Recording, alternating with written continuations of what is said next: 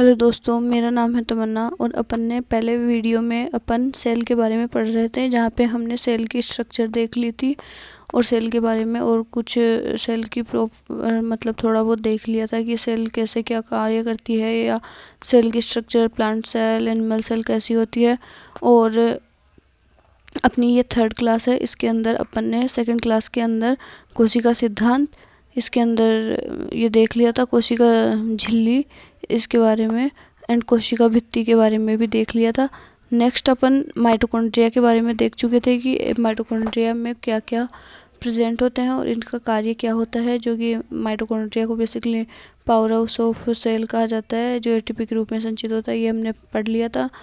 और अंगुली के समान संरचना इनको क्रिस्टी कहा जाता है, और क्रिस्टी यहाँ पे इसके अंदर डीएनए राइबोसोम प्रेजेंट होता है, यानी कि इसके अंदर सेल्फ खुद को कोशिका नेक्स्ट कोशिका माइटोकॉन्ड्रिया एक माइटोकॉन्ड्रिया से दूसरा माइटोकॉन्ड्रिया बन जाता है। माइटोकॉन्ड्रिया का अभिरंजक जेनग्रीस के द्वारा किया जाता है। यहाँ पे अपन ने लाइसोसोम के बारे में देख लिया था कि इसको डीडुए ने खोज की थी, और थैलीनुमा कोशिकांग होता है, कणीय द्रव्य भरावर होता है, जिसके कई जलोपगठन एंजाइम शक्तिशाली एवं पाचन एंजाइम पाए जाते हैं।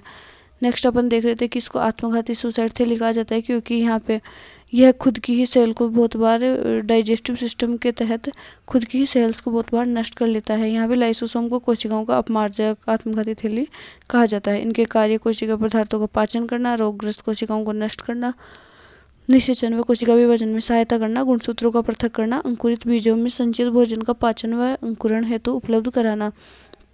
यहाँ पे अपन देख रहे थे कि राइबोसोम की अपन ने देखी थी कि यह आरएनए व प्रोटीन के मिलकर बने होते हैं। आरएनए की full form ribo nucleic acid and protein से मिलकर बने होते हैं। इन पर कोई आवरण नहीं होता, और यूकेरियोटिक कोशिकाओं में 80S तथा प्रोकैरियोटिक कोशिकाओं में 70S प्रकार के पाए जाते हैं। और ये खुरदरी अंतःप्रदपी जालिका यानी कि खुरदरी ईआर के ऊपर प्रेजेंट होते हैं। चिकनी ईआर पे ये राइबोसोम्स एब्सेंट होते हैं। इनमें यह कोशिकांग प्रोटीन अणुओं व हार्मोन निर्माण में सहायता करते हैं, यानी कि ये hormone protein formation and hormone निर्माण में सहायता करते हैं। इनके अंदर देखा जाता है कि Mg+ से एक ऊपर वाली इकाई और एक छोटी वाली इकाई, ऊपर वाली इकाई बेसिकली छोटी होती है एंड नीचे वाली इकाई बड़ी होती है। यहाँ पे Mg+ बीच में जुड़ा हुआ होता है। नेक्स्ट अपन देख रहे थे गोल्जी काय।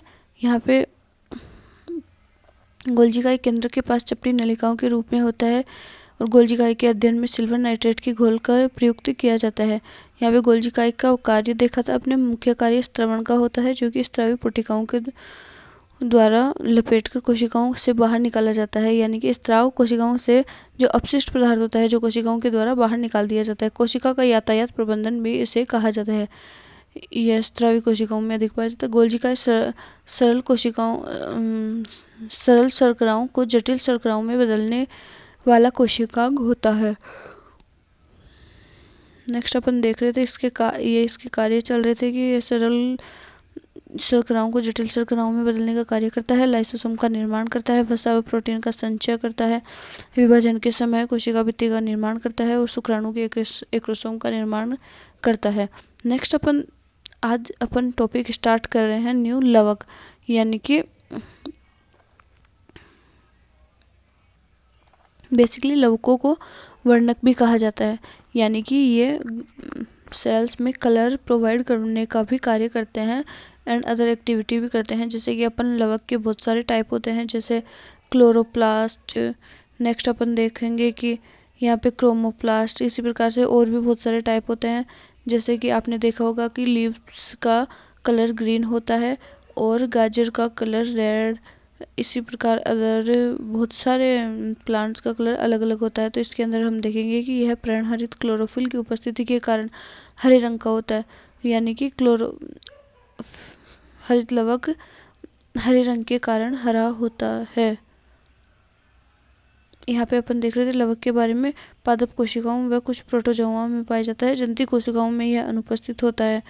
यह लवक प्लांट सेल्स एंड कुछ प्रोटोजोआस में पाया जाता है। जंतु कोशिकाओं में यह अनुपस्थित होता है। लवकों में विभिन्न प्रकार के वर्णक मिलने के कारण भिन्न भिन्न रंग दिखाई देते हैं। विभिन्न प्रकार के वर्णों की उपस्थिति के आधार पर लवक कई प्रकार के होते हैं। विभिन्न प्रकार के वर्णों के आधार पर लवक कई प्रकार के होते हैं, जिसमें फर्स्ट पढ़ेंगे हरित लवक। हरित लवक क्लोरोफिल की उपस्थिति के कारण हरे रंग का होता है।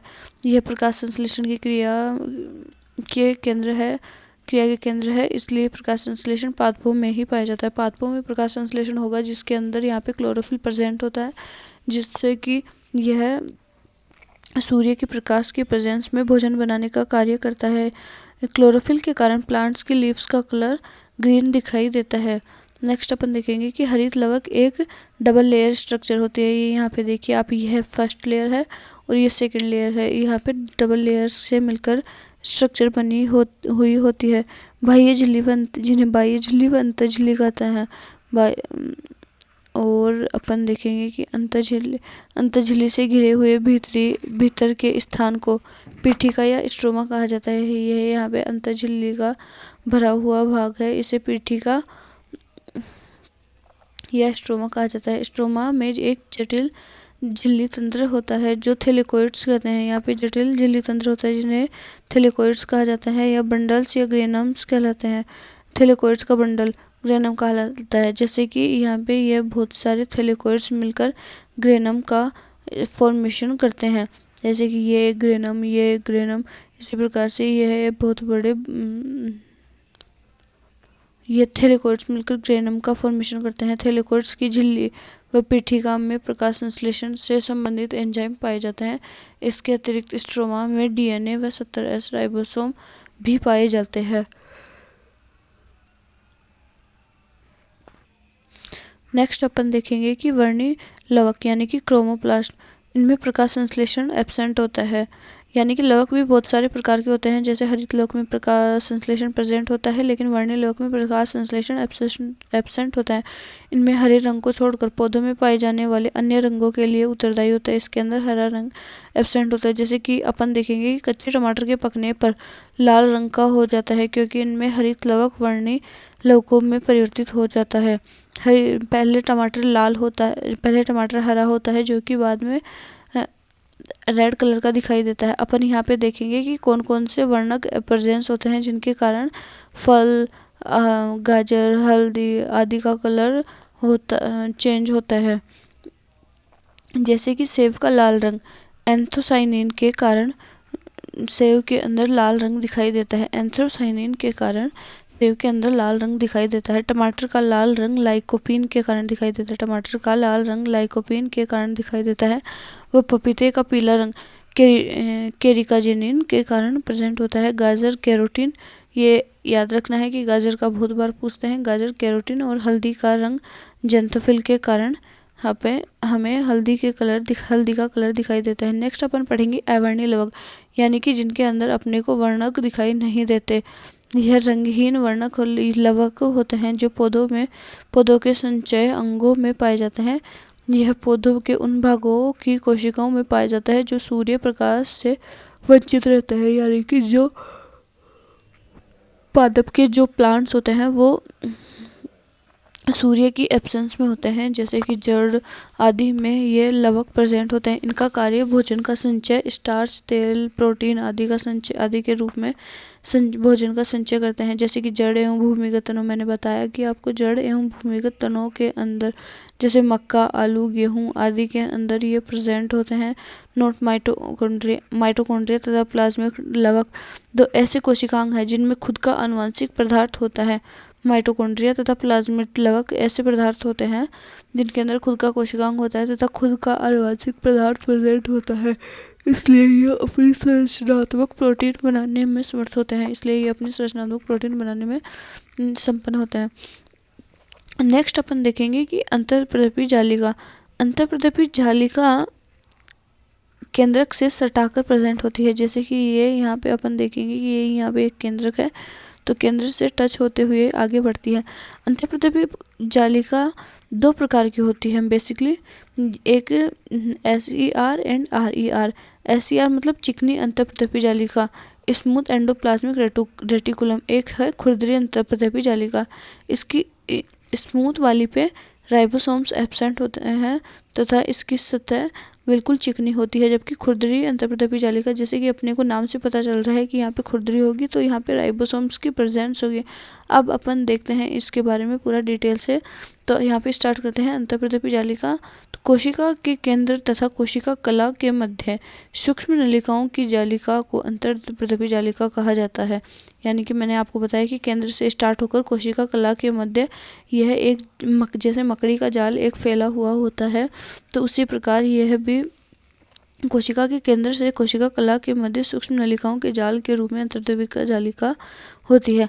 यह जालिका भित्ति एक झिल्ली की होती है, यानी कि इसके अंदर भित्ति एक झिल्ली ही प्रेजेंट होती है। यह कोशिका द्रव्य में पाई जाने वाली चपटी नलिका सदृश संरचना है। यह कोशिका द्रव्य के अंदर पाई जाने वाली चपटी नलिका सदृश संरचना है जो कोशिका में अंतःझिल्ली का तंत्र बनाती है। यह केंद्रक से कोशिका झिल्ली तक फैली हुई होती है। यह केंद्रक से कोशिका झिल्ली तक फैली होती है तथा यह लाइपोप्रोटीन की बनी होती है। यह लाइपोप्रोटीन की बनी होती है। यह कोशिकीय परिवहन तंत्र का निर्माण करती है। कोशिकीय परिवहन तंत्र का निर्माण करती है तथा केंद्रक से कोशिका द्रव्य में आनुवंशिक पदार्थों को ले जाने वाले पथ का भी फॉर्मेशन करती है। कोशिका द्रव्य से आनुवंशिक पदार्थ को ले जाने वाले पथ का फॉर्मेशन करती है। अंतर्प्रदेपी ये अपन ने देख लिया कि अंतर्प्रदेपी जालिका दो प्रकार की होती है, SCR और RER। तो SCR के बारे में पढ़ेंगे कि इसकी सतह पर राइबोसोम्स की एब्सेंस होती है, यानी कि इसकी स्ट्रक्चर स्मूथ होती है बिल्कुल। तो अपन याद रखेंगे कि स्मूथ पर कुछ भी नहीं लगा हुआ होता है। यह लिपिड तथा स्टेरॉइड के संश्लेषण में सहायक होती है, यानी कि यह लिपिड व स्टेरॉइड के संश्लेषण में सहायक होती है। चिकनी अंतर्द्रव्यी जालिका कोशिका में उपस्थित विषैले पदार्थों के निराविषीकरण का कार्य करती है। यह कोशिकाओं में उपस्थित विषैले पदार्थों का निराविषीकरण करने का कार्य करती है। यहाँ पे खुरदरी अंतर्द्रव्यी जालिका यह RER राइबोसोम की उपस्थिति के कारण यह खुरदरी होती है। यह प्रोटीन संश्लेषण का स्रावण में सक्रिय भाग लेती है।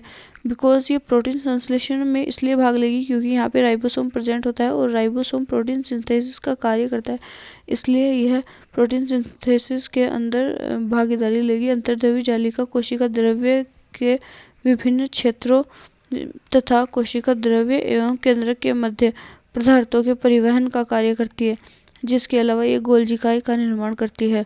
यह विभिन्न कोशिका द्रव्य के विभिन्न क्षेत्रों तथा कोशिका द्रव्य व केंद्रक के मध्य पदार्थों का परिवहन का कार्य करती है, जिसके अलावा यह गोल्जिकाई का निर्माण भी करती है। यह कोशिका का अंतःकंकाल बनाकर उसे निश्चित आकृति, आकार एवं दृढ़ता प्रदान करती है, यानी कि यह पूरी सेल के अंदर एक बेसिक स्ट्रक्चर ढांचे के रूप में फैली हुई होती है, जो कि उसको कोशिका को आकृति, आकार, दृढ़ता प्रदान करने का कार्य करती है।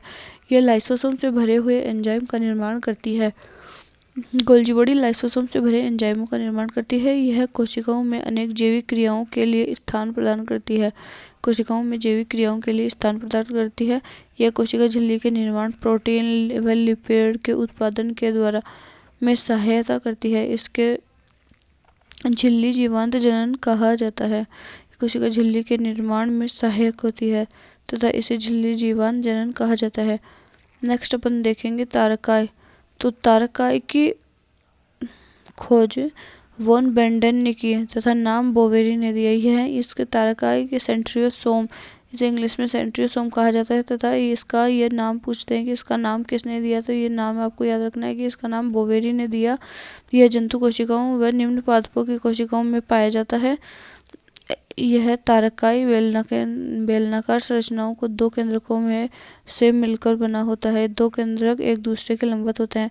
अपन कोशिका की जब सेल डिवीज़न होता है कि 1 सेल 2 सेल्स में डिवाइड होती है, तो अपन देखेंगे कि ये एक राउंड स्ट्रक्चर होती है जिसके अंदर ऊपर व नीचे से सेंट्रियोसोम प्रेजेंट होते हैं, जहाँ पे ये स्ट्रक्चर छोटी तारनुमा स्ट्रक्चर होती है जो कि सेल को बांधे रखती है। यही बात यहाँ पे कह रही है कि निम्न पादपों की कोशिकाओं में पाया जाता है। तारकाई बेलनाकार संरचना दो तारक केंद्रों से मिलकर बनी होती है। एक ऊपर तारक केंद्र प्रेजेंट होता है व एक नीचे तारक केंद्र प्रेजेंट होता है। दोनों तारक केंद्र एक दूसरे से लंबवत रहते हैं। तारकाई जंतु कोशिकाओं में विभाजन के समय तर्कु तंतुओं का निर्माण करती है। वह शुक्राणु की पूंछ का निर्माण करती है तथा सूक्ष्म जीवों में पाए जाने वाले गमन अंगों जैसे कशाभिका व पद्मार्क का आधार बिंदु होती है। आज के लिए इतना ही। नेक्स्ट अपन देखेंगे नेक्स्ट क्लास के अंदर। Thank you. अगर आपको वीडियो अच्छा लगे तो इसे लाइक शेयर एंड सब्सक्राइब करना ना भूलें। धन्यवाद।